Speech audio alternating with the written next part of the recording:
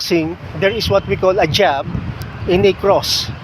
The jab is normally used to create a wall between you and your opponent. But before you do that, make sure that you have really measured or sized up your opponent so that your cross will hit the opponent. I'll show you.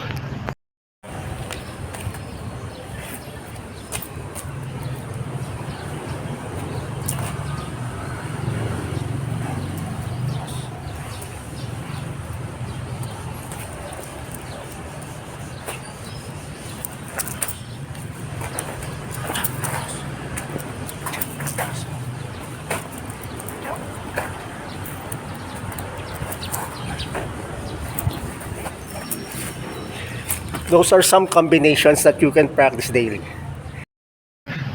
Happy Monday. Remember, your mind is like a computer.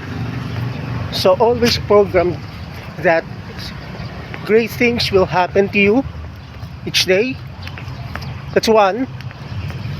And always smile, because the mind will see that as a signal of joy, and therefore it will create circumstances and opportunities for the body to feel that joy, because your mind is your ally.